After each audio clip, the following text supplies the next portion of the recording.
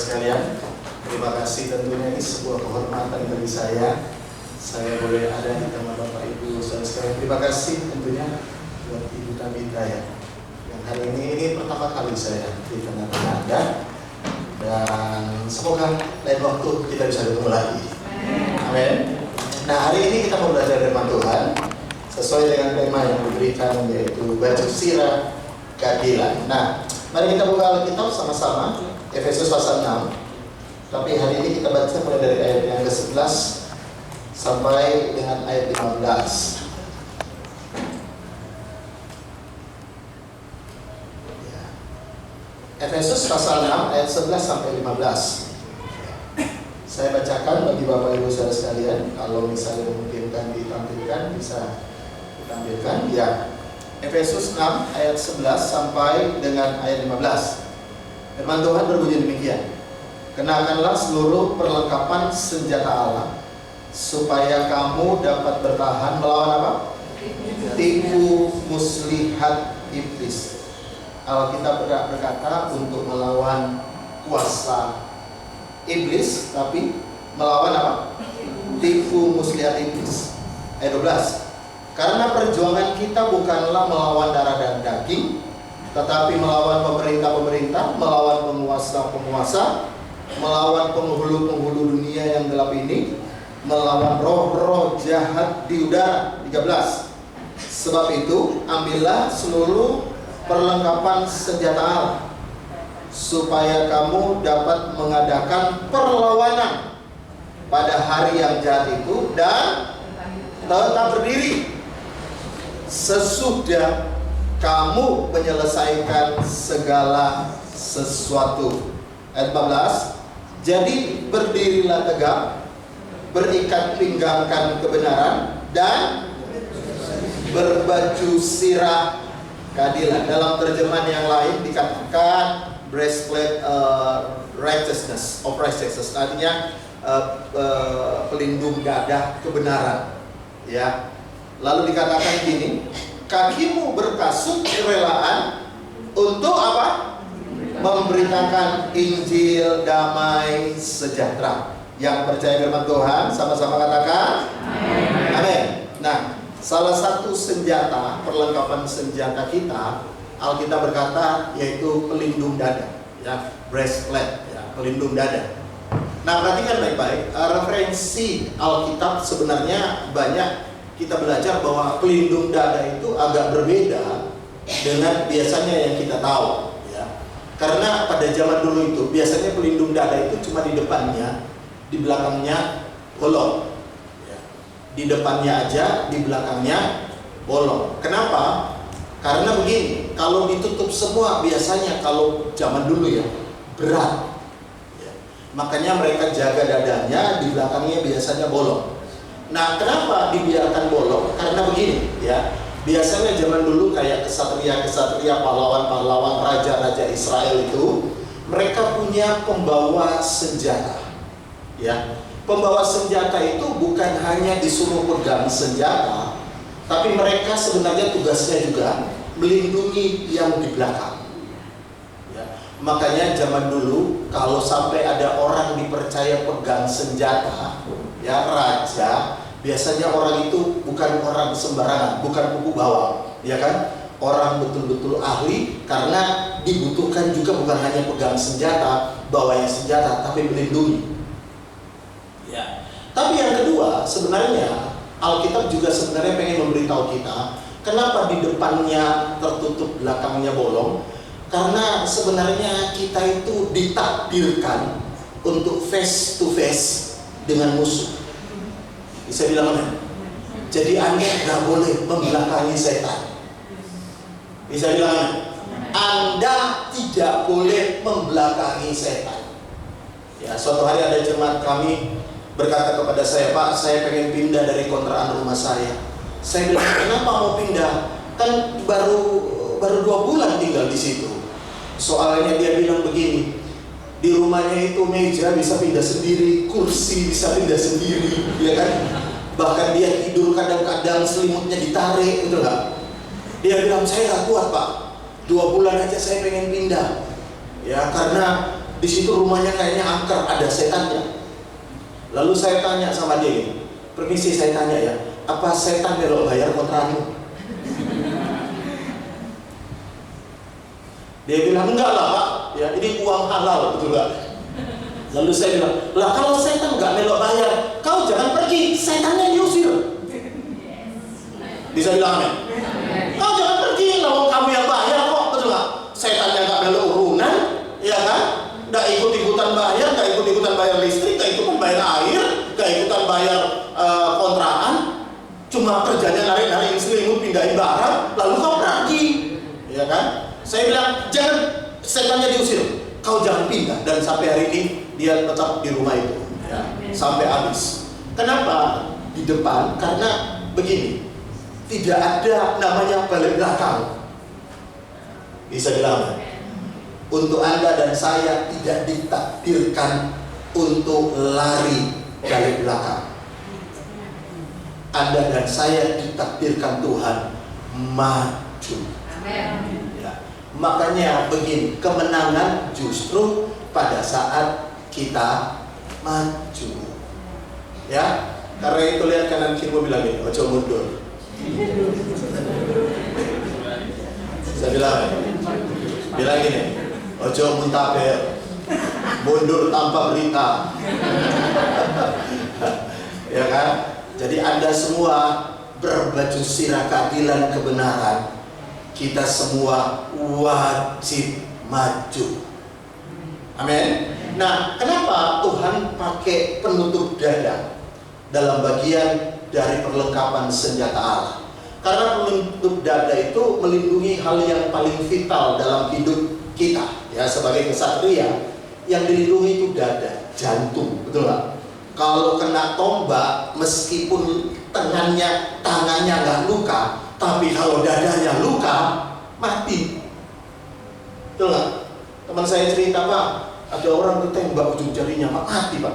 Loh iya, kok bisa ya? Padahal masih jauh dari jantung.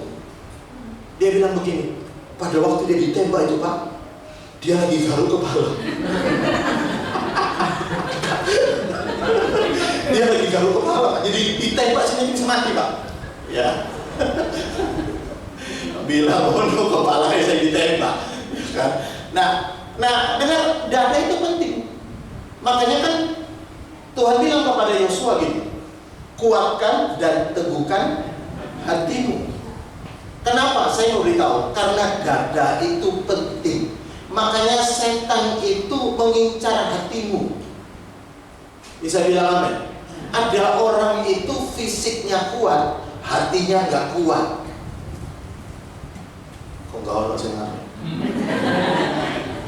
Iya kan?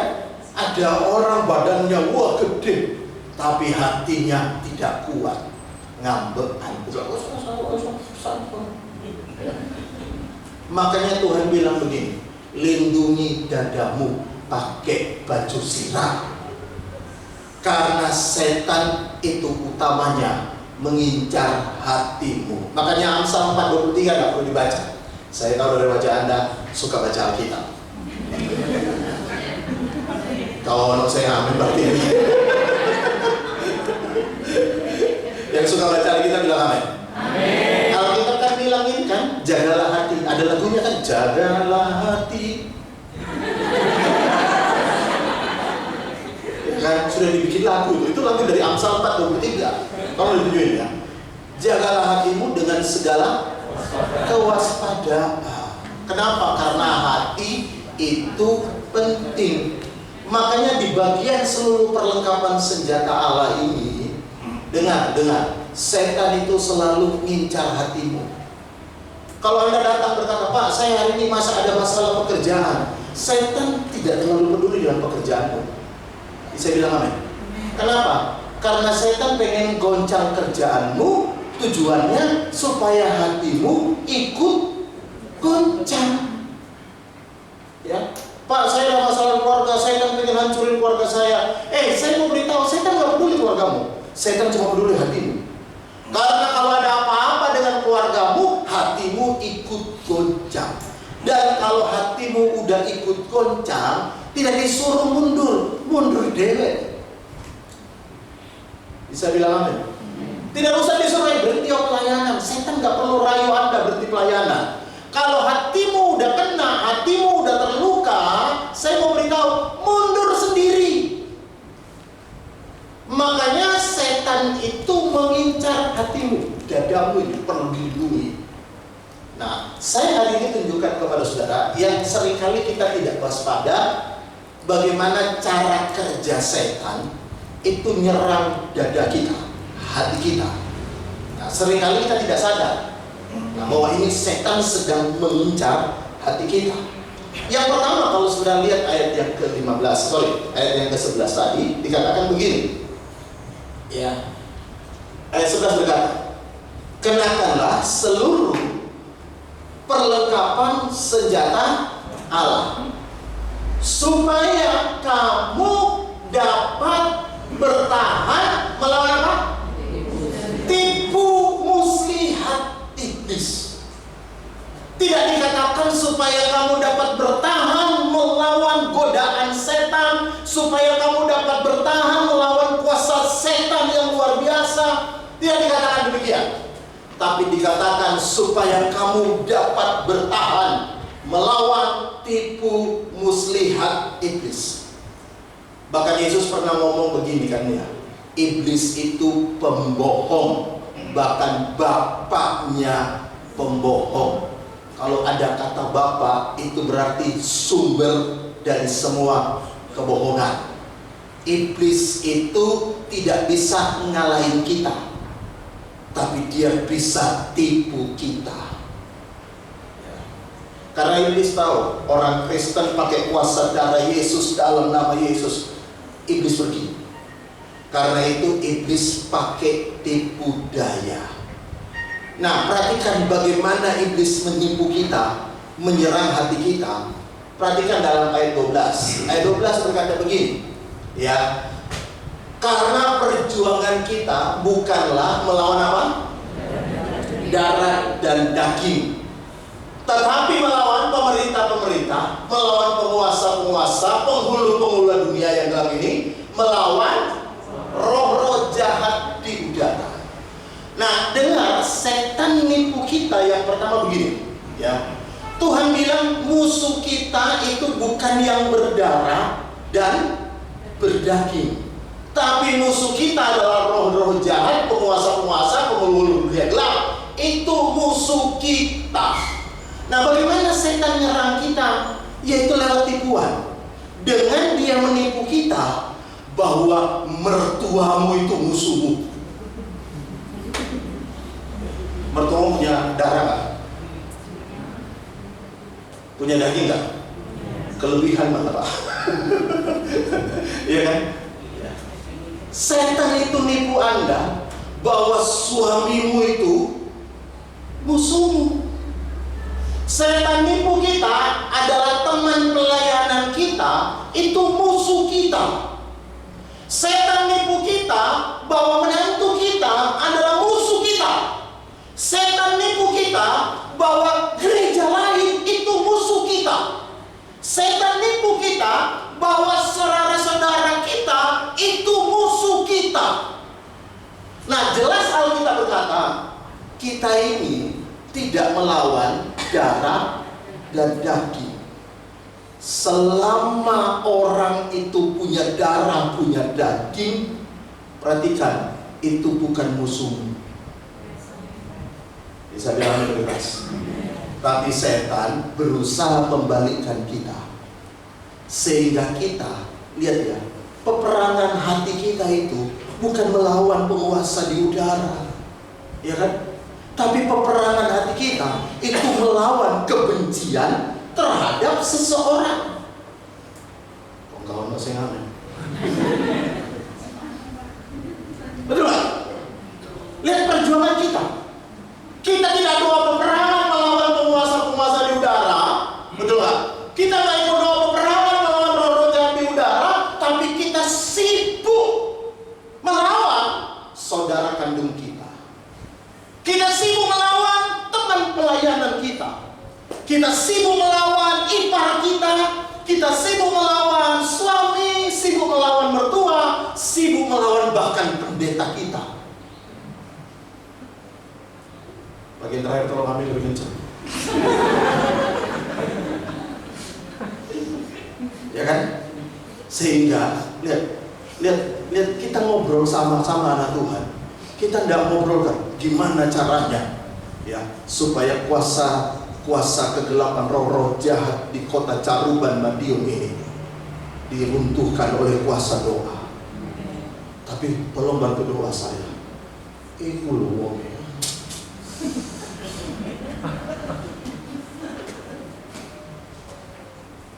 Coba saudara perhatikan, betul nggak?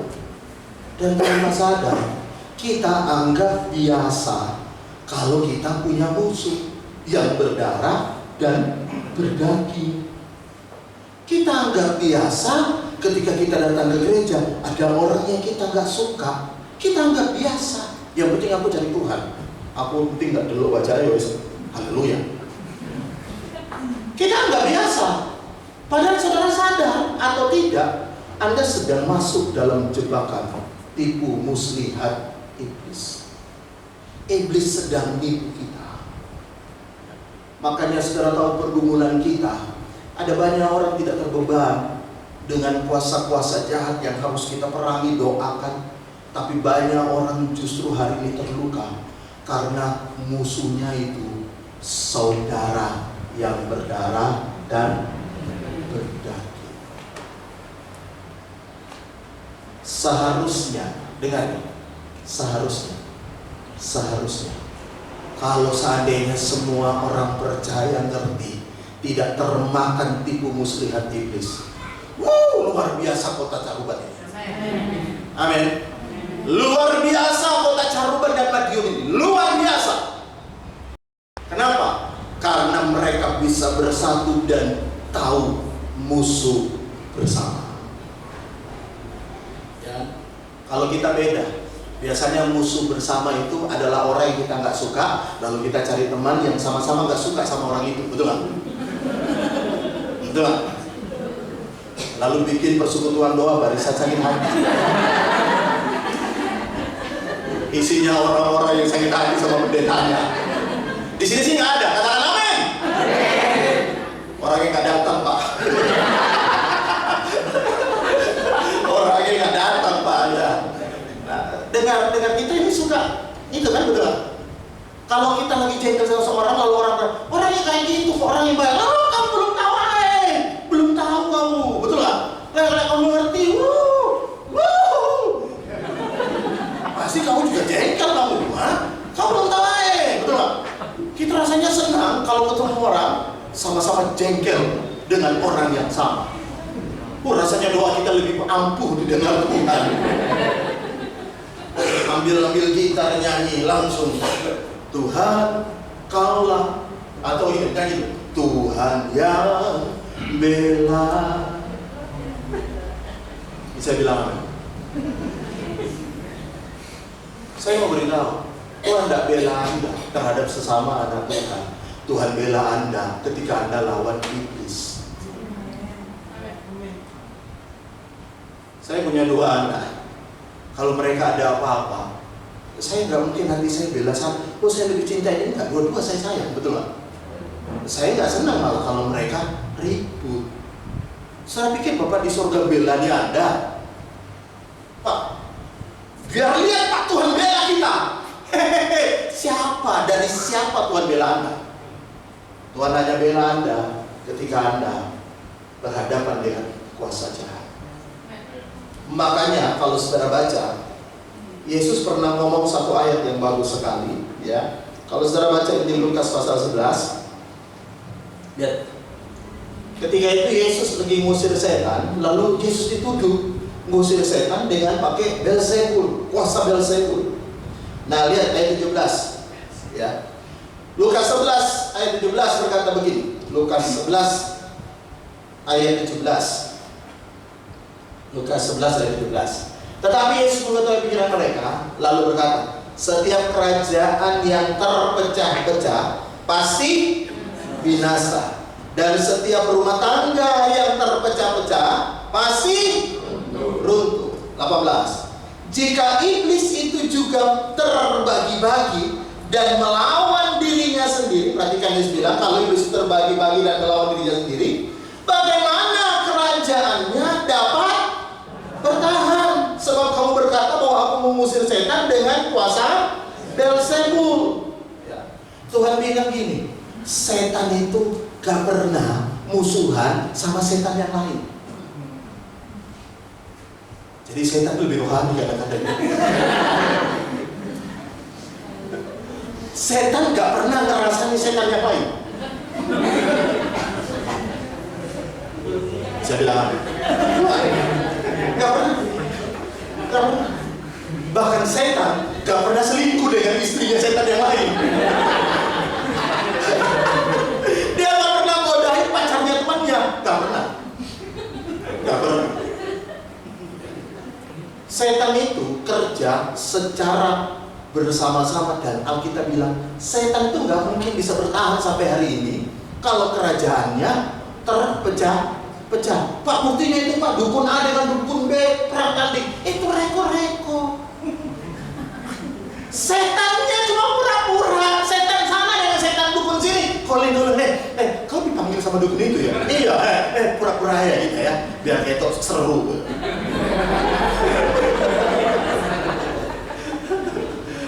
Alkitab, saya lebih percaya Alkitab, amin. Alkitab berkata setan itu tidak terpecah-pecah. Setan tidak terpecah-pecah. Makanya kerajaannya bertahan sampai sekarang. Amin. Dia hanya berhenti ketika pada hari terakhir Tuhan menghukum seluruh setan dan semua kroni-kroninya. Tapi sampai hari ini dia bisa bertahan. Itu karena Alkitab berkata mereka tidak terpecah belah. Dan mereka ngerti itu. Mereka ngerti. Makanya mereka berusaha membuat anak-anak Tuhan tidak lagi melihat setan musuhnya, tapi teman sepelayanan musuh. Anak Tuhan yang lain musuh. Dia buat kita melihat kejelekan teman kita, sehingga kita mulai jengkel, kita mulai benci, kita mulai marah. Kenapa? Karena itu tipu muslihat iblis. Makanya Yesus itu ketika berdoa dalam Yohanes 17, dia cuma berdoa begini, Tuhan jadikan murid-muridku satu.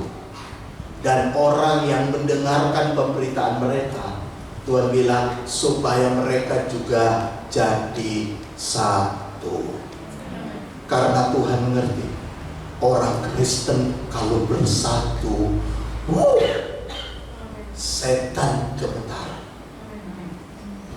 Setan tidak gemetar ketika Anda nyanyi kita buat iblis gemetar. Gak gemetar deh. Tapi kalau ada suami istri gandengan tangan berdoa, setan baru gemetar. Kalau saya amin. Amin. Berdoa sama-sama. Wow, setan baru bahaya ini. Ini suami istri mulai bersatu nih.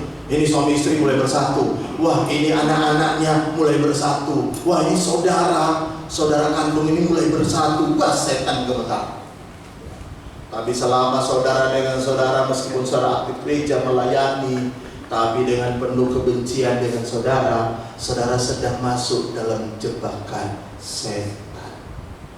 Jaga hatimu. Lihat kanan kiri, bilang, kamu bukan musuh. Bisa bilang apa? Kamu bukan musuh. Bisa bilang apa? Kamu bukan musuhku. Bisa bilang apa lebih keras? Amin. Nah, itu yang pertama. Yang kedua, bagaimana setan menipu kita, ya? Karena Anda harus menjaga hatimu. Lihat ayat yang selanjutnya dalam Efesus 6 tadi. Lihat Efesus 6 tadi. Nah, ayat 13. Ayat 13. Lihat ayat 13. Firman Tuhan berkata ini. Sebab itu ambillah seluruh pekerja selengkapan senjata Allah, supaya kamu dapat mengadakan perlawanan pada hari yang jahat itu, dan apa? Tetap berdiri. Sesudah, perhatikan ini, sesudah kamu menyelesaikan segala sesuatu. Jadi Tuhan pengen ini kita dari awal berdiri, tetap tegak berdiri, sampai akhir, sampai selesai. Tadi saya ngomong-ngomong dengan Duta Vita, Persekutuan Doa ini berapa? 15 tahun ya? Tidak mudah loh. Surabaya, Caruban, betul lah? Tidak mudah, tidak mudah. Tapi saya percaya begini, ya. Setan itu pengen Anda mundur di tengah jalan. Tapi Tuhan pengen Anda tetap berdiri setelah menyelesaikan segala sesuatu. Bukan berdirinya di awal tol, bukan berdirinya di tengah, bukan di berdirinya mau hampir selesai. Tapi Alkitab bilang tetap berdiri sampai selesai. Makanya kan begini, kalau sudah perhatikan ya, orang itu biasanya ya, saya banyak melihat ini. Saya udah 30 tahun lebih melayani. Saya banyak melihat ini. Ada orang itu dulu semangat, sekarang nggak tahu di mana. Saya punya teman satu sekolah Alkitab dulu ya. Dia yang cerita banyak ke saya tentang Tuhan Yesus sehingga saya mau masuk sekolah Alkitab jadi hamba Tuhan. Tapi hari ini teman saya gak tahu rimbanya di mana, gak tahu. Dia keluar dari gereja dan gak tahu di mana sekarang. Banyak orang awalnya semangat, di tengah jalan, aduh, loyo, ya kan? Ada orang yang awalnya, waduh, semangat, lagunya aja mati hidup buat Tuhan. Saya kerja di ladang Tuhan. Tapi sekarang orang-orang itu gak tahu kemana, ya kan? Bahkan 15 tahun ini berlalu Persekutuan Doa ini, saya yakin ada teman-teman kita yang dulu aktif, ya kan? Tapi gak tahu gimana. Nah pertanyaannya, kenapa mereka itu tidak tetap berdiri? Nah ini kembali soal hati.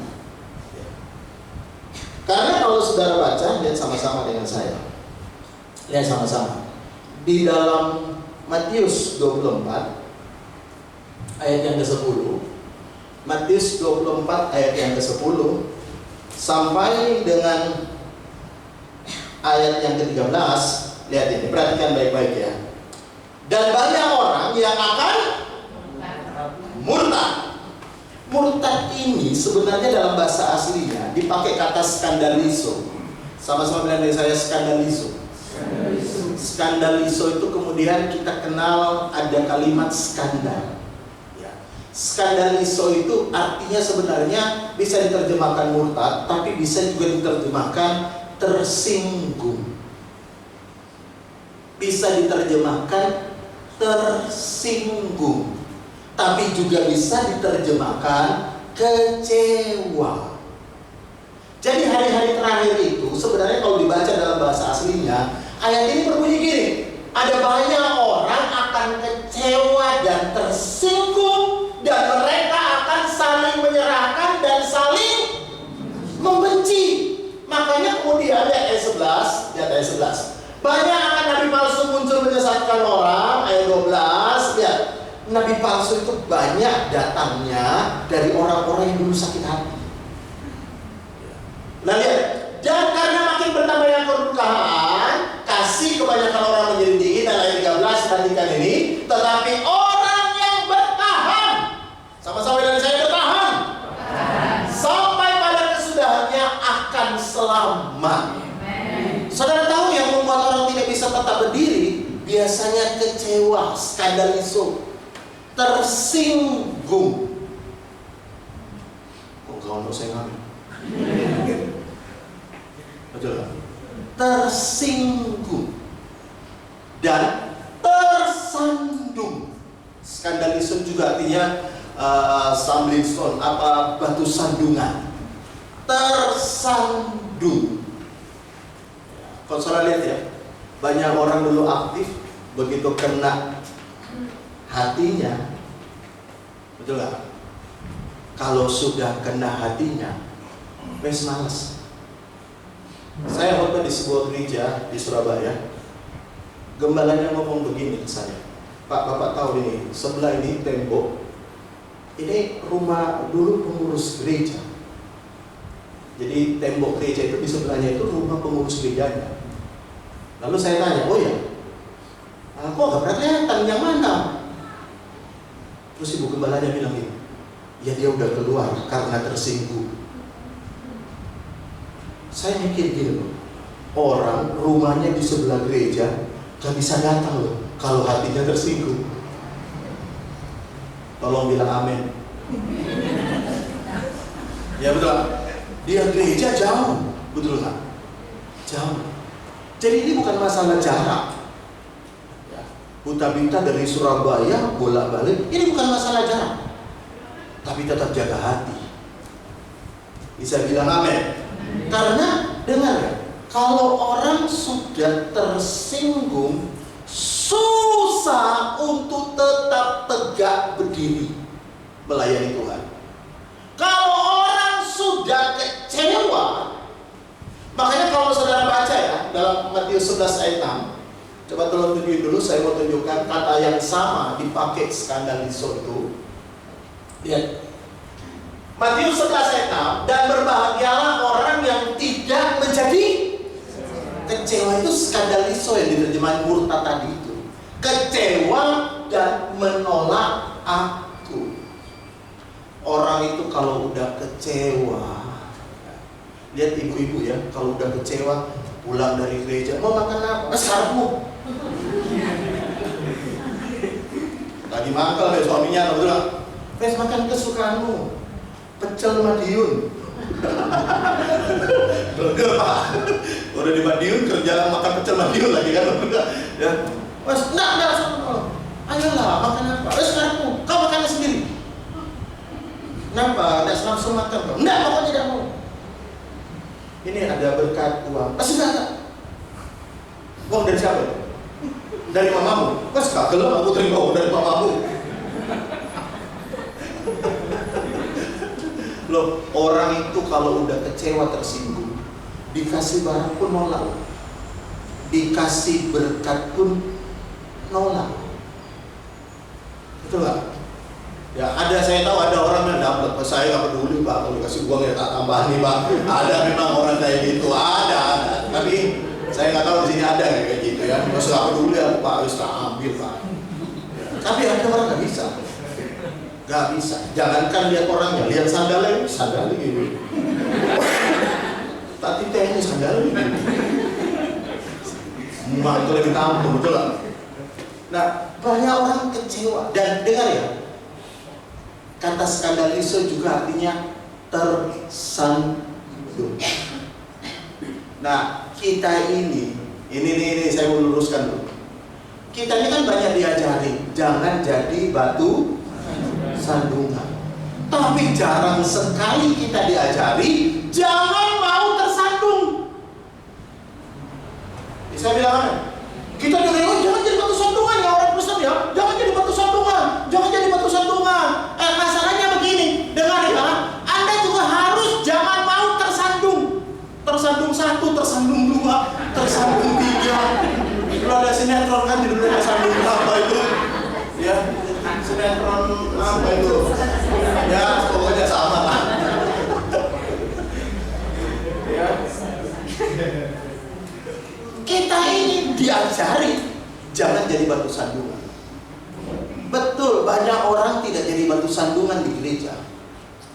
Tapi banyak orang sudah tahu di depannya batu sandungan. Kenapa mau tersandung? Anda lihat batu sandungan ini, bos tak sandungan ini gue.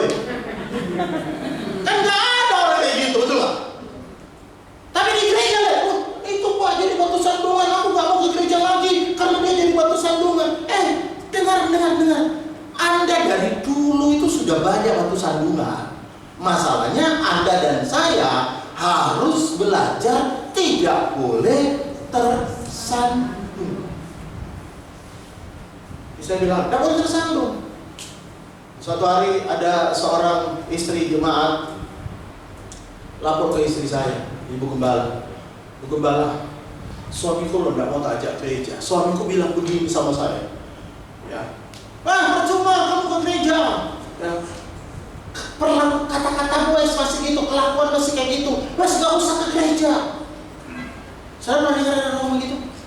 Percuma ke gereja kalau kelakuanmu kayak gitu. Suaminya bilang itu kepada istrinya yang aktif ke gereja. Jadi suaminya itu gak mau ke gereja. Lalu saya diberitahu, saya panggil ibu itu, saya bilang, kalau suami bilang ngomong gitu lagi, jawaban kayak ini, bilang dari Pak Gembala. Percuma mandi, besok kotor lagi. Jadi kalau suami mau mandi, percuma mandi, besok kotor lagi, nanti keringatan lagi, percuma. Coba, nanti kalau ngomong gitu ya, percuma mandi. Mas gak usah mandi sisanya 3 tahun. Saya banyak melihat orang gereja itu, bukan gereja sini, amin, bukan persekutuan doa sini. Yang saya cerita ini persekutuan di Afrika.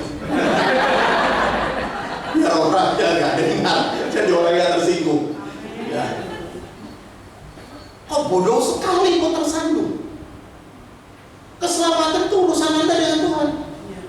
Ya, ngapain coba tersandung? Tersandung aku Pak, tersandung sama dia. Emang kalau dia Anda tersandung, yang rugi itu siapa? Pak, dia rugi Pak karena aku tersandung. Saya mau beritahu, dia nggak rugi, yang senang setan. Setan ketawa, ayo tersandung lagi. Lihat batu besar itu, ayo jatuhkan dirimu, tersandung. Saya heran, ya. Kalau Anda udah memutuskan melayani Tuhan, gak boleh tersandung. Anda bukan hanya tidak boleh jadi batu sandungan, tapi Anda juga tidak boleh tersandung. Yesus kasih contoh kita luar biasa. Dia tidak tersandung. Baca sama-sama Matius 16. Lihat ayat 21 mulai. Matius 16 ayat 21 mulai.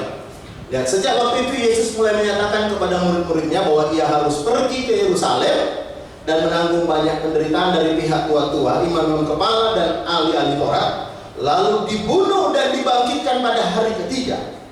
Tetapi Petrus menarik Yesus ke samping dan kok cek wanita ya? Tarik tegur.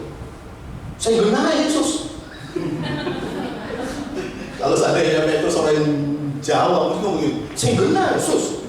Jangan ngomong lah, paman lihat tuh. Coba sembarangan, betul gak? Dan Tuhan kiranya menjawabkan hal itu sekali-kali tidak menimpa engkau. Jadi Yesus bicara, dia harus pergi ke Yerusalem untuk mati dan disalibkan, betul gak? Tapi Petrus bilang, jangan sampai itu terjadi. Dia lihat jawaban Yesus, ayat 23. Maka Yesus berpaling kepada Petrus dan berkata, jadi dia berpaling kepada Petrus. Kalau saya berpaling ke Bapa, berarti saya ngomong ke siapa? Ke Bapa kan? Ya, Yesus berpaling, lalu mau begini. Coba lihat kanan kiri, berpaling.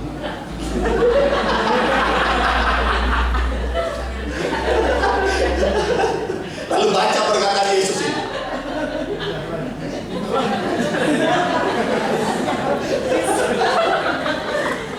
Apa Yesus katakan? Dia berpaling kepada Petrus yang mana? Hanya komplis, saya diomongin di hadapan Iblis sopo.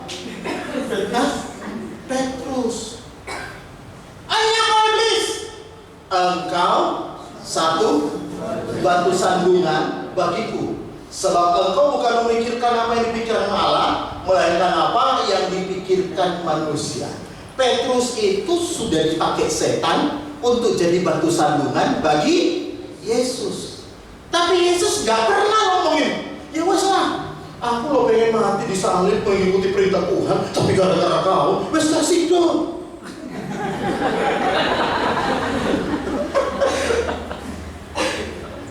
Lo banyak gak orang, aku lo wes mengingat ke gereja, tapi gara-gara kau bencet lo ya wes kasih dong wes.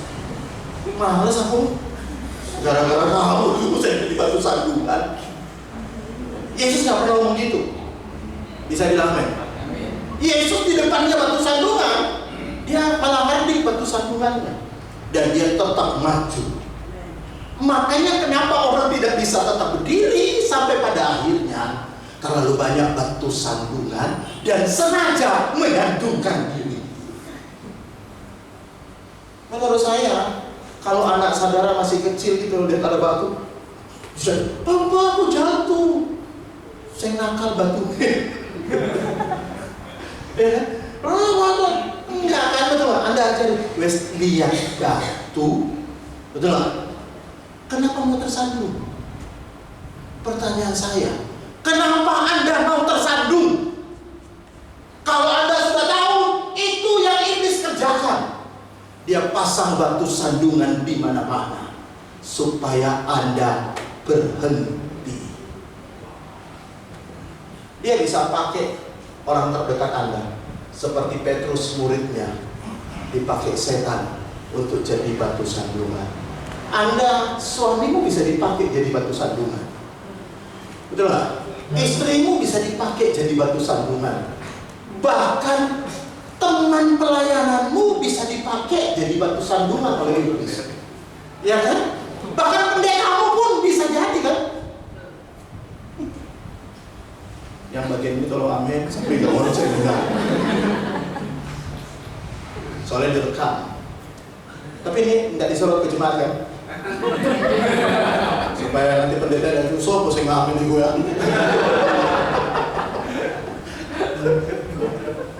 Dengar, setan bisa pakai siapa aja, bahkan Petrus orang terdekat, betul kan? Tapi Yesus membuktikan di depannya batu sandungan. Dia nggak pernah ngambek dan berkata, "Ya wes lah, padahal aku saja ini serius loh mau disalib. Karena sebenarnya aku itu sungguh-sungguh aku sungguh-sungguh loh.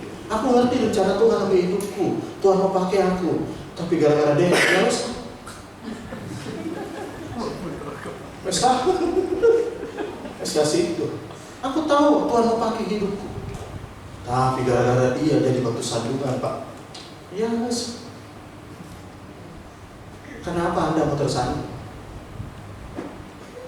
Ingat, mulai malam hari ini kita bukan hanya dilarang jadi batu sandungan, tapi mulai malam hari ini angkat tanganmu sama-sama bilang dengan saya tidak mau tersandung. Lihat kan, kalau kau menyandung aku tidak tersandung. Lihat, kalau kau pun menyandung aku tidak tersandung. Bisa bilang amin? Bisa bilang amin? Dan balas enggak? Apa magnet pun kuat? Bilang lagi kamu segede gitu menyandung aku tidak akan tersandung. Bisa bilang, yang percaya tepuk tangan bagi Tuhan. Jadi setan mengincar hatimu bagian yang kedua, dia pasang banyak batu sandungan. Secara tidak sadar itu nyerang hatimu, engkau berhenti di tengah jalan. Yang ketiga, yang terakhir, katakan puji Tuhan. Bisa lebih keras lagi? Yang terakhir. Kalau saudara kembali lagi dalam Efesus, ya, Efesus pasal 6 tadi, ya. Ayat yang ke-15.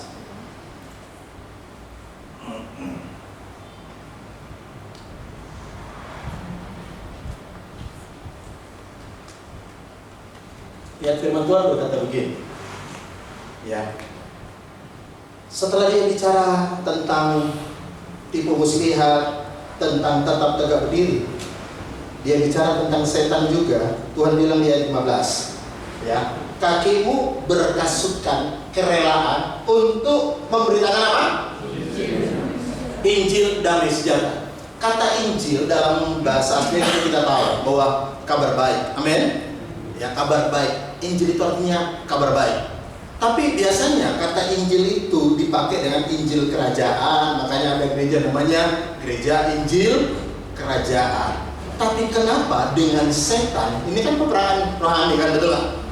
Dipakai kalimat Injil damai sejahtera. Kenapa Tuhan pakai Injil damai sejahtera? Kita semua sudah terima Injil. Yang percaya katakan amin. Tapi kita lupa bahwa Injil itu ada yang disebut Injil damai sejahtera. Nah, yang seringkali kita tidak jaga dalam hidup kita itu adalah damai sejahtera. Dan itu kembali berkaitan dengan hati. Ya.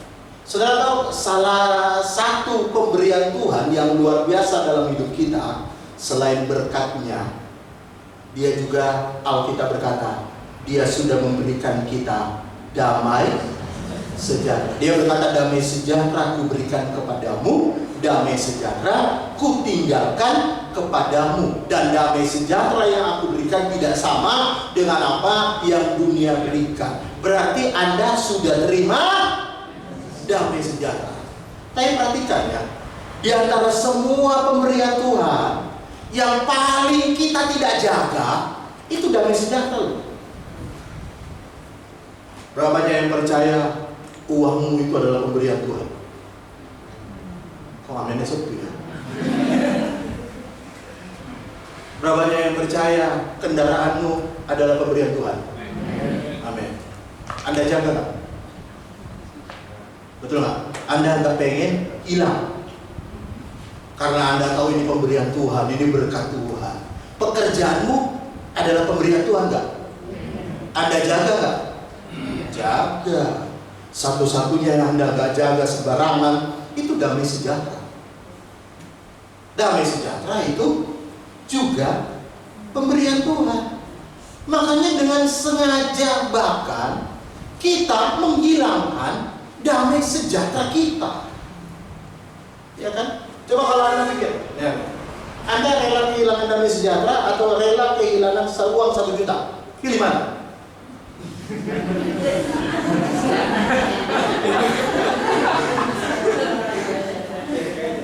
Yang paling Anda anggap enteng pemberian Tuhan itu apa? Damai sejahtera.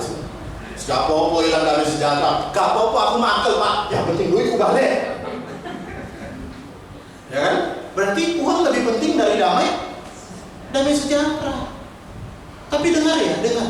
Damai sejahtera itu pemberian Tuhan. Dan kalau pemberian Tuhan, berarti kita perlu jaga. Pak, ini pekerjaan pemberian Tuhan, Pak, tak jaga baik-baik. Ya. Pak, ini kendaraan, Pak, pemberian Tuhan, aku jaga. Pak, bojoku ini pemberian Tuhan, Pak, tak taleni, Pak. Ya. Tak jaga, Pak. Tapi damai sejahtera tidak dijaga.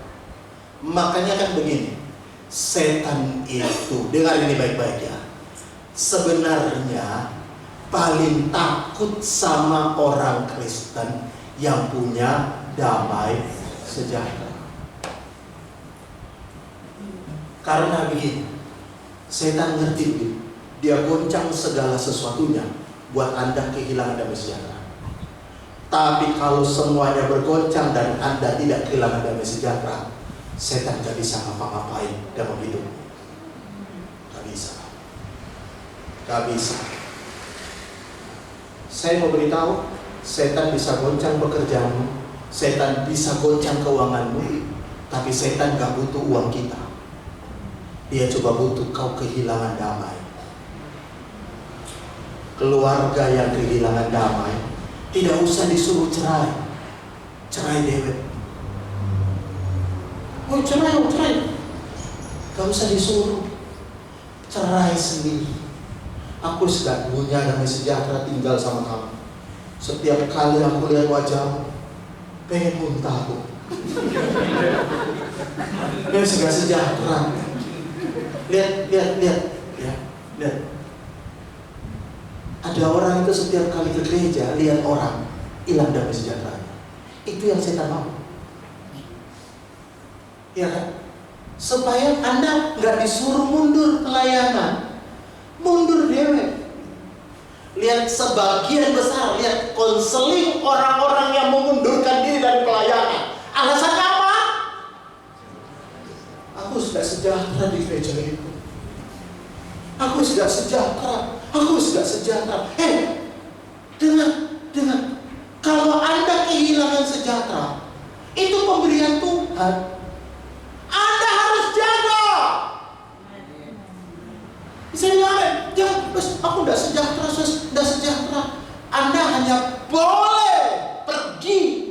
kalau menggenapi rencana Tuhan, tugas yang lain yang Tuhan berikan dalam hidup. Tapi jangan pernah pergi ketika kehilangan damai sejahtera. Ada ayat bagus yang dulu waktu saya nikah itu diberikan oleh pendeta saya. Pengkhotbah 10 ayat yang keempat.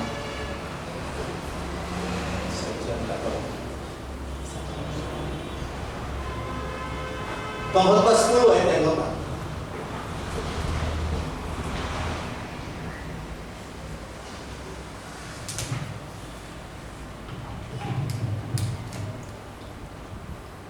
Waktu saya diberkati pernikahan, ini istri saya, pendeta saya pesan satu ayat ini. Dia bilang gini sama saya, kamu pendeta,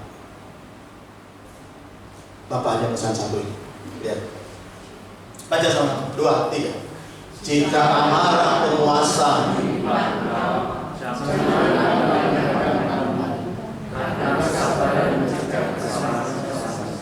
kesabaran mencegah. Kalau Anda dimarahin terus, lama-lama damai sejahtera mau hilang. Hilang gak? Anda kerja, bosnya mau terus, udah sejahtera. Tuhan bilang, kalau penguasa marah kepadamu, jangan pergi kemana-mana. Kok gak ono sih ngamen? Jaga damai sejahtera. Damai sejahtera itu pemberian Tuhan. Kenapa kita perlu jaga damai sejahtera? Karena ini bagian dari senjata, perlengkapan senjata Allah. Saya mau tunjukin ayat yang terakhir. Katakan, puji Tuhan. Ayo, sama-sama bilang, puji Tuhan. Baca sama-sama Roma 16 ayat 20. Roma 16 ayat 20. Kita bagi berdiri sama-sama. Roma 16 ayat 20. Baca sama-sama. 2, 3. Semoga Allah sumber damai sejahtera segera akan menghancurkan iblis di bawah kakimu. Kasih karunia Yesus Tuhan kita menyertai kamu. Kalau kita bicara peperangan rohani, bicara tentang kuasa Tuhan, betul nggak? Kuasa Tuhan injak musuh, injak iblis. Tapi ayat ini tidak bicara tentang kuasa Tuhan, tapi dikatakan Tuhan sumber damai sejahtera akan segera menghancurkan iblis di bawah kakimu. Kakinya siapa?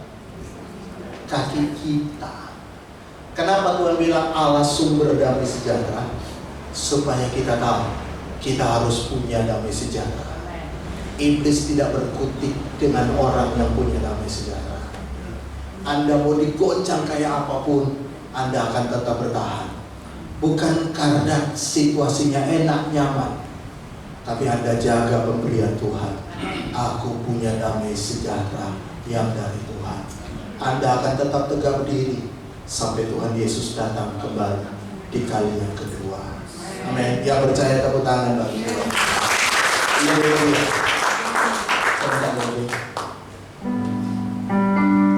Adoran kepada Saudara.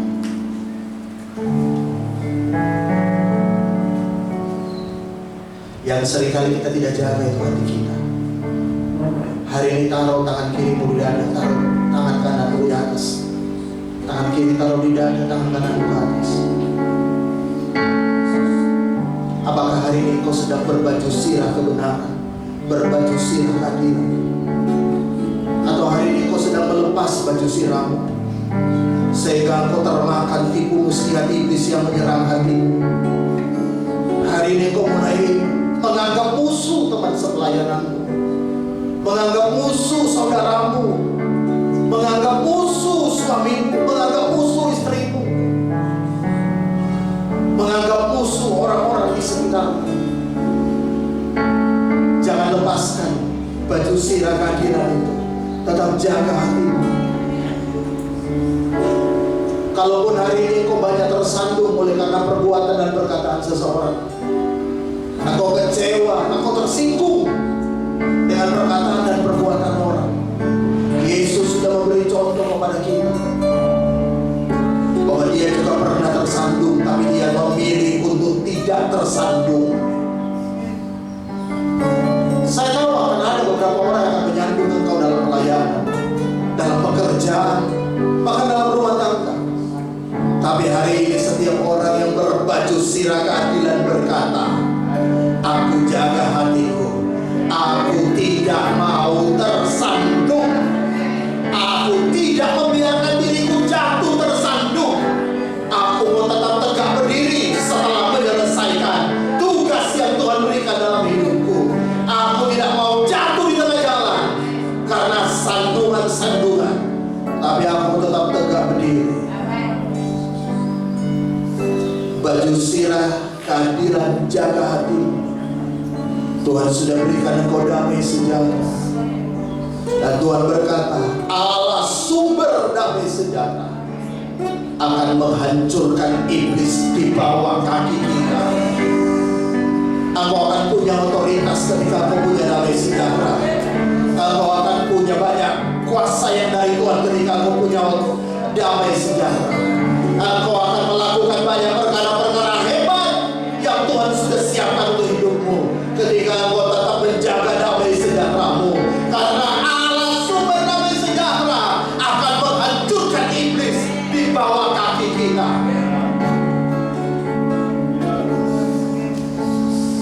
Ya Allah, selidiki hati kami hari ini. Selidiki aku,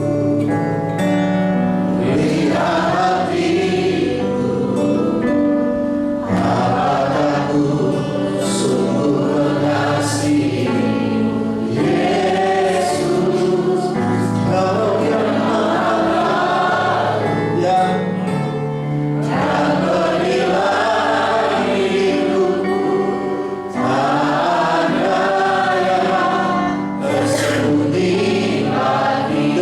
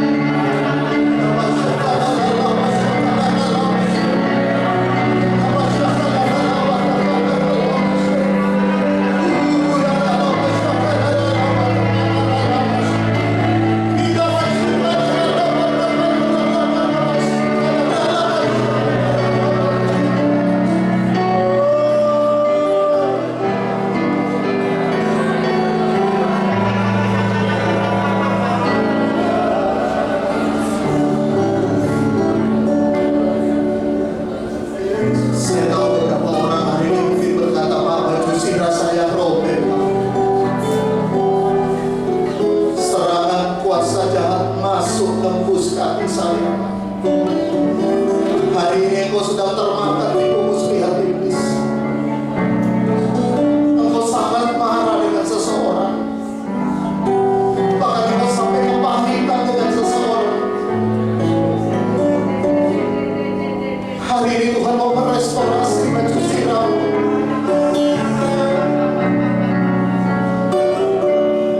Kalaupun ada beberapa orang yang hari ini mungkin sudah mulai mundur karena ada banyak begitu kekecewaan dalam hidupmu, ada banyak batu sandungan yang membuat engkau tersandung dan engkau tidak menjaga baju siramu. Hari ini berdoa ke Tuhan, bilang sama Tuhan, Tuhan, tidak ada yang bisa menyandung aku. Aku hari ini memutuskan tidak mau tersandung oleh apapun. Hari ini aku memutuskan tidak mau tersandung oleh siapapun.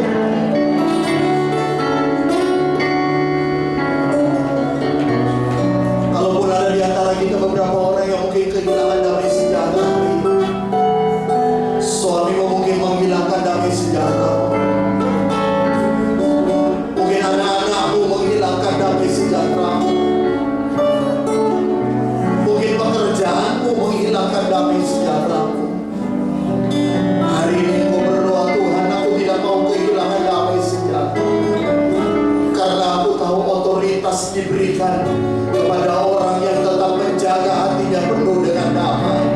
Sebab Allah sumber damai sejahtera itu akan menginjak iblis di bawah kakiku. Aku akan jadi pemenang, bahkan lebih daripada pemenang. Bapak Aba selesai menyampaikan isi hati, Roh Kudus memeteraikannya dalam hidup kami. Hamba berdoa harus buat Ibu Tabita besok akan berangkat. Tuhan menyertai bersama dengan suami, pergi selamat, pulang selamat. Pesawat yang ditumpangi bahkan selama ada di bis, Tuhan tolong. Semua selama 2 bulan Tuhan tolong dalam nama Tuhan Yesus. Dimanapun Ibu Tabita berada, tetap diberkati dan jadi berkat. Kami berdoa dengan kesehatan, kekuatan senantiasa. Bahkan kami berdoa buat seluruh jemaat Tuhan di persekutuan doa. Tidak ada satupun yang akan mundur. Sekali melayani, tetap melayani. Selamanya melayani. Tidak ada yang bisa membuat kami tersandung. Tidak ada yang bisa membuat kami mundur. Engkau menjagai kami dengan damai sejahtera. Terima kasih Tuhan. Sekali lagi Abah menyerahkan hidup kami ke dalam tangan Tuhan. Sebab Engkau Tuhan yang kuat, sanggup menolong, menjaga, memelihara hidup kami semua. Terima kasih. Dan dalam nama Tuhan Yesus, setiap kita yang memakai baju sirah keadilan,